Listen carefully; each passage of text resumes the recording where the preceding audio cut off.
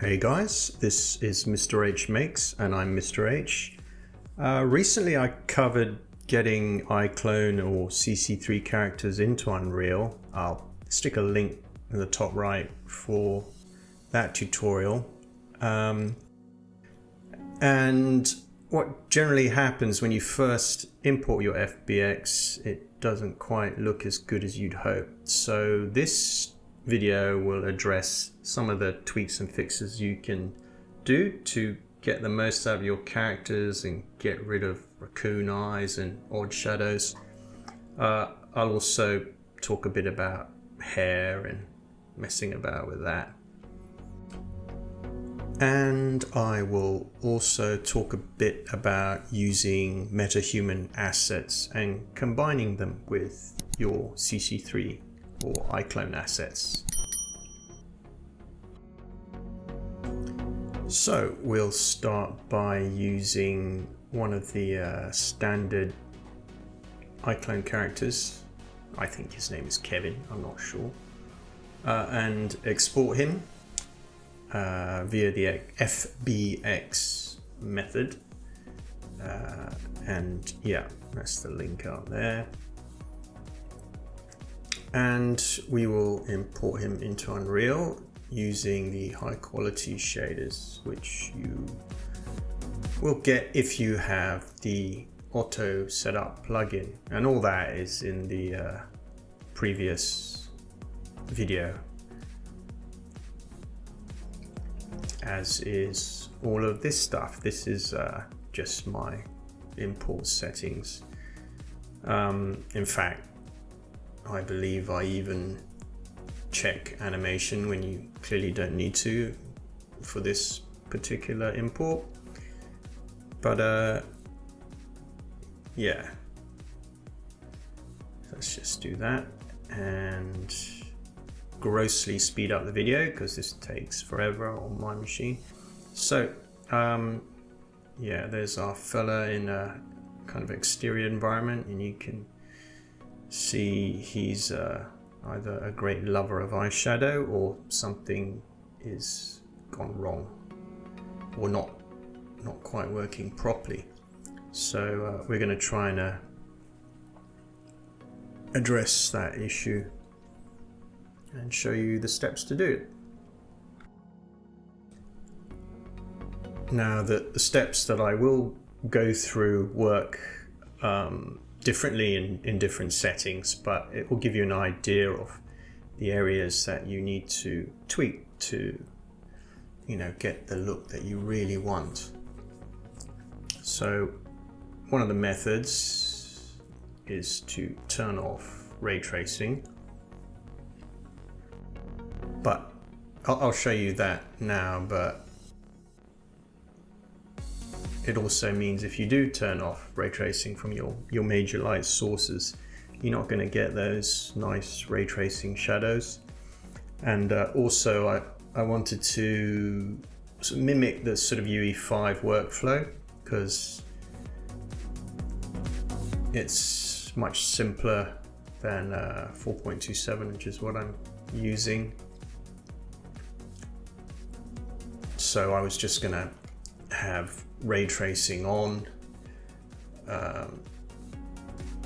make all my lights movable, and just take it from there and use that as a kind of base workflow and comparison.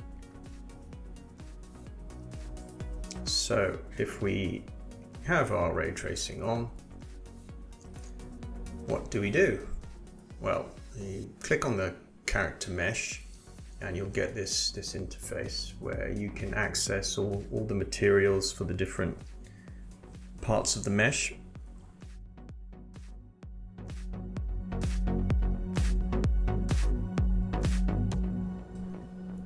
So the eyelashes are usually one of the problem areas, and this is partially due to the fact that the translucent mode doesn't seem to want to play very well. So some people change it to masked, and as you can see, it solves part of the problem. You can compare it with the other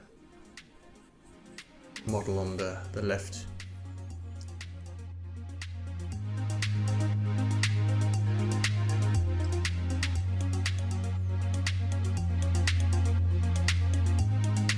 Otherwise, you can just switch off cast shadows, which also achieves a similar purpose, and sometimes the eyelashes look okay. Depends on the situation. It might be different if you have a female model in an interior set, but basically, yeah, those are two methods you can use to fix this eyelash shadow.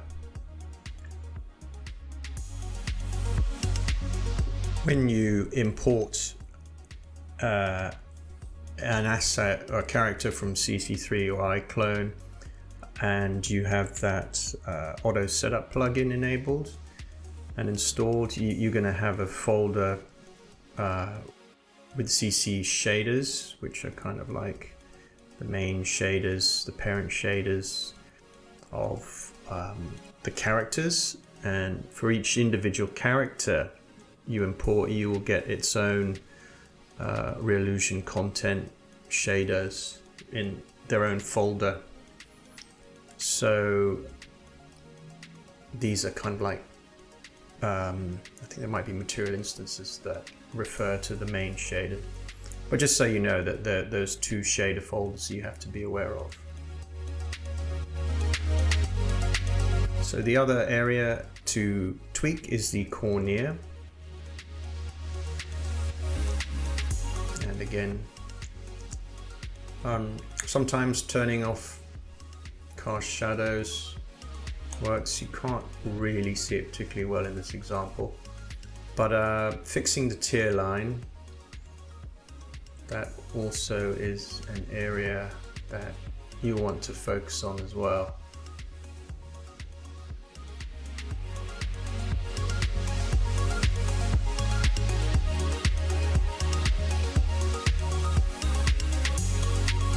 Go into the actual material, and there's one setting you can tweak to get the most out of this. The depth offset. So if you look closely, you can see that sort of black ring or the black rim that goes around. Can be fixed. Alright, these two jokers. So I'm putting a bit of lighting so you can see the effects on the eye a bit better. So the right eye, nothing's been done. I've only been working on the left eye, and when you mess around with the depth offset, you get some better results. So just fixing up the other eye, and those will be separate shaders.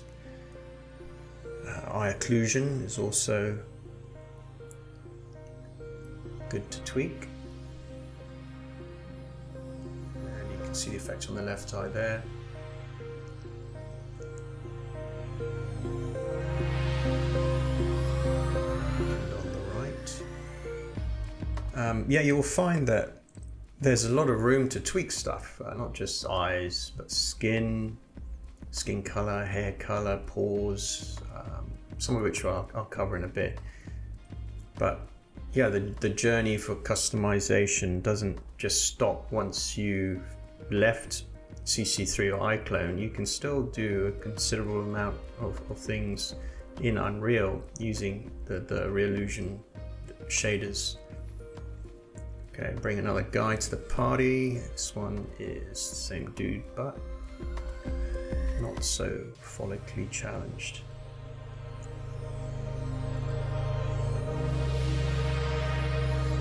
And I basically ran through the same tweaks as the other ones. eventually it becomes very quick once you get used to it. And yeah, Sclera brightness will make your eyes whiter.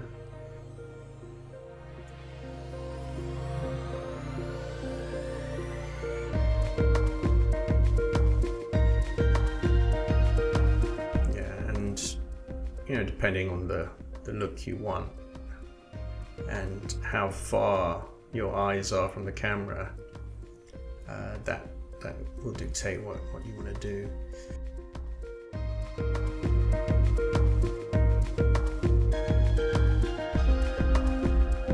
So Sclera roughness dictates the dryness or wetness of the eye. And the normals, you can see it best on the left side of the screen. They dictate how rough or bumpy the surface of the eye is. Not so applicable or useful in this case, but we'll have uses for it later. Otherwise, I'm just doing a bit of generic messing about with iris color brightness, and there's a Sclera brightness.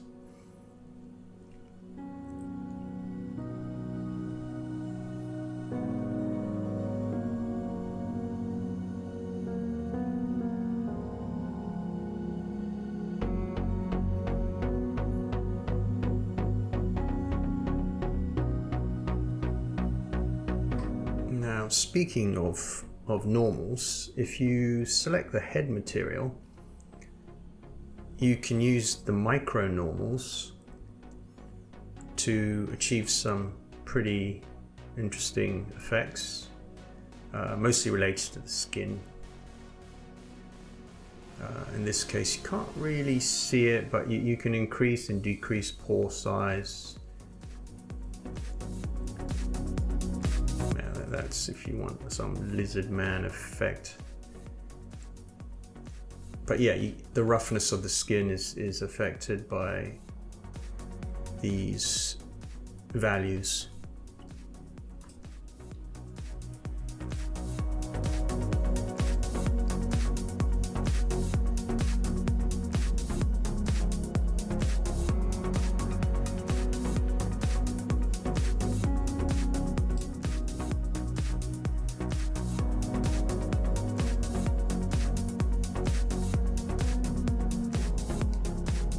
Otherwise, the other area I like to mess about with is the roughness.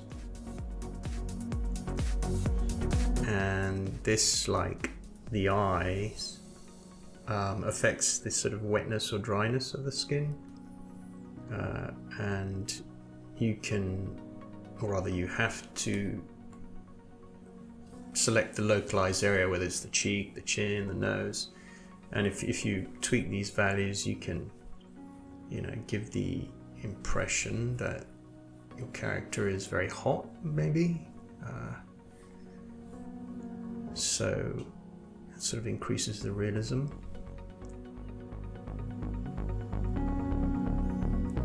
And now we're moving on to messing with the hair. Now you can highlight and isolate certain areas to make it easier for you to find out what exactly you're changing. So this is a trick some people use. They use the eyelash material for hair.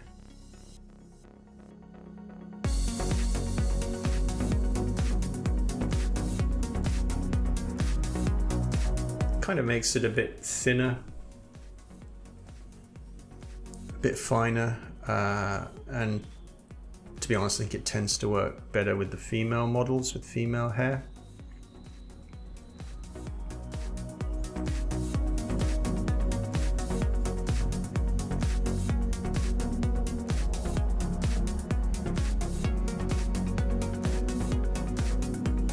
But yeah, that is a method you might want to check out. Anyway, so yeah, as I put there, I changed the hair back. And oddly enough, I found that it broke the color of the hair, but I fixed it anyway. But yeah, if you use the opacity, you can make the hair seem a bit thinner if that's what you want to do. So I'm just fixing the color back again. Or at least I found that's what worked for me. And on the topic of coloring hair, you can do that by tweaking the various highlights. That is the place to go if you want to have some truly awful colored hair.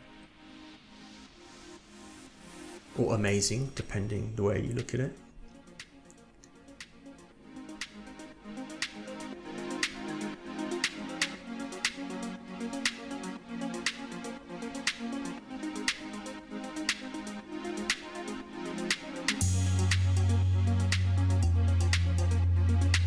Should have given him bright red like that dude at the end of the Squid Game.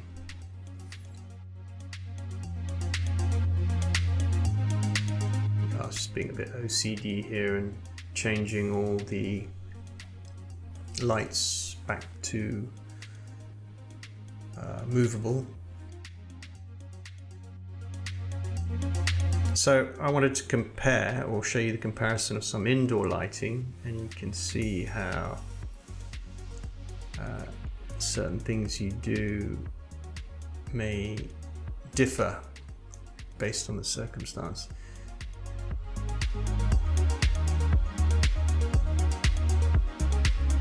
Just wanted to light this a bit better.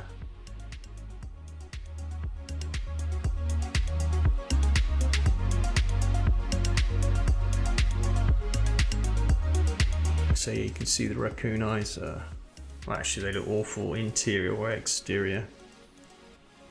But one trick some people do is they have a light source, I guess like a fill light, on the face, and you can see how it does lessen some of that sort of shading around the eye bag area, the raccoon eyes.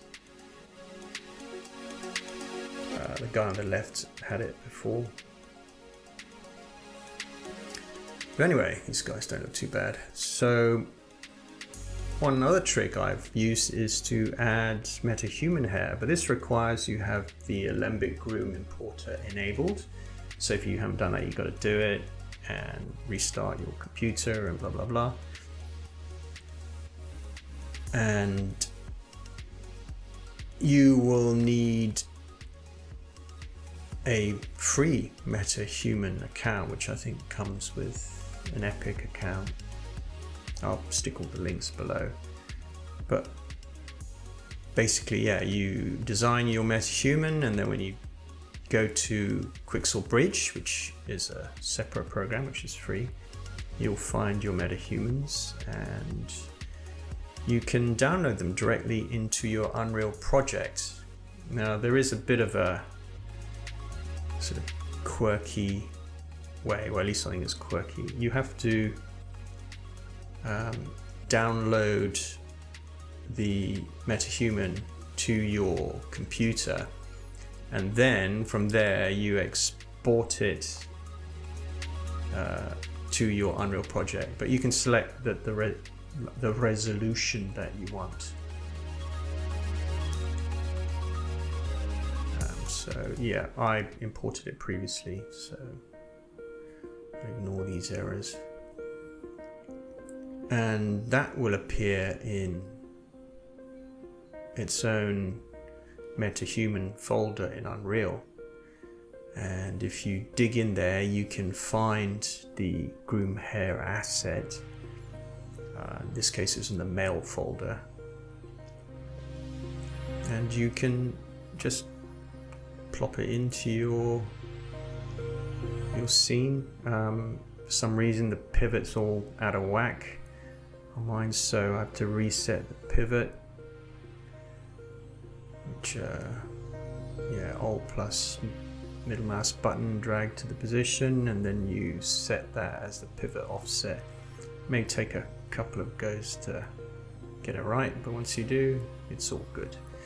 So there are different methods to attach the groom to your head. I'm using the easiest one, and that's where you just drag it onto the character and you parent the socket, the head socket, and then you just place it, or you could place it and then parent it. It's up to you, same thing really. And there's just style to taste. It's probably pretty grim hair though. So I'm repivoting the doodah so I can move this guy around just to demonstrate that the hair wobble. So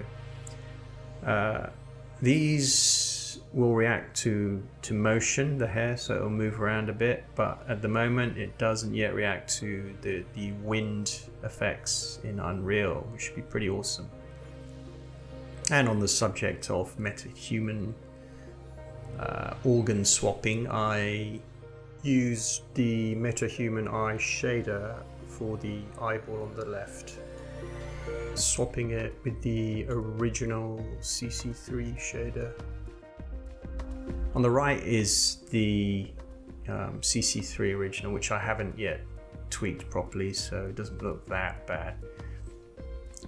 But yeah, these are just the parameters you can muck around with in the iris generator. On the Metahuman side, and you get a lot of granularity, is that the word, where you can tweak so much stuff it gets a bit overwhelming. But I thought I'd just show you the difference between them. Now it'd be cool if you could animate the pupil dilation or whatever. I think I've seen it done somewhere, but I haven't tried it myself. You might have to do it by your own blueprints.